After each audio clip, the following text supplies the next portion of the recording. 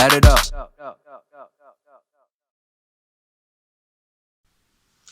Hello à toi qui va écouter ce petit podcast.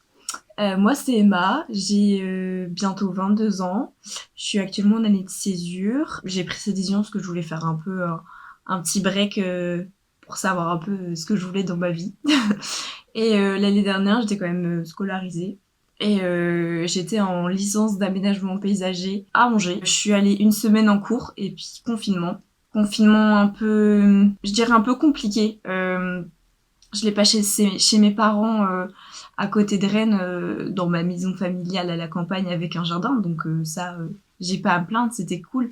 Mais c'était plutôt compliqué dans le sens où moi, ma licence, un de mes plus gros coefs, c'était mon projet tutoré à faire en groupe à distance où on rencontre pas le commanditaire, on va pas sur site. Et c'était un peu mission impossible au début sur ce qu'on s'était dit. Et puis bon, au final, voilà, ça l'a fait, mais il fallait s'adapter. Je pense que le mot d'ordre de ce premier confinement, que ça soit pour les étudiants ou les profs, c'était adaptation. Et à côté de ça, j'avais très régulièrement mes amis au téléphone parce que certains étaient dans des appartements de 20 mètres carrés. Donc au final, je me suis plus rapprochée de mes amis plus qu'éloignée.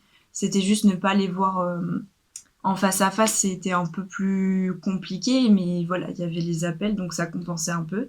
Je sais pas si je suis dans l'optique de ok, je vais être scolarisée l'année prochaine, est-ce que j'ai des cours à distance ou pas, en fonction de la situation, est-ce qu'elle va s'améliorer ou pas, il va falloir que je m'accroche, ou est-ce que je suis pas scolarisée, est-ce qu'il va falloir que je trouve un travail, et si c'est le cas, il va falloir que je positive aussi pour en trouver un, parce que je suis pas sûre que toutes les entreprises, au vu de la crise sanitaire et de la crise du coup économique, vont pouvoir se permettre d'embaucher quelqu'un. Mais voilà, toujours étant que il faut rester positif, il faut persévérer, et je sais que c'est pas évident en ce moment.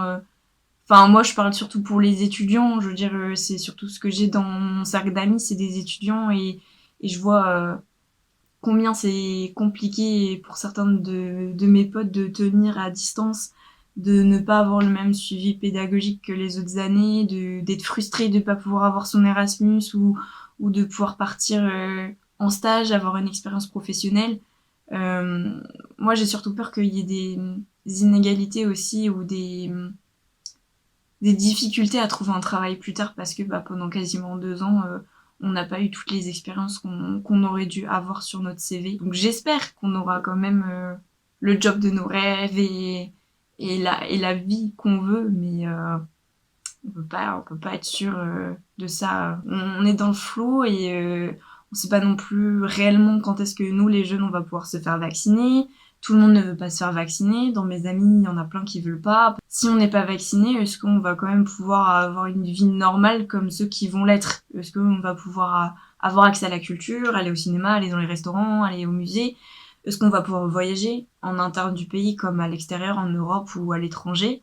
Je suis un peu dubitatif, j'espère que ce sera pas le cas, mais on n'est jamais sûr de rien. Donc bon, rester positif, c'est le mot d'ordre. Good vibes, il y a toujours pire. Si ça va pas dans tes études, et c'est pas grave, tu trouveras quand même un travail et tu vas quand même pouvoir t'épanouir dans ta vie. Voilà. Il faut positiver. Moi, c'est ce que je vous conseille de faire.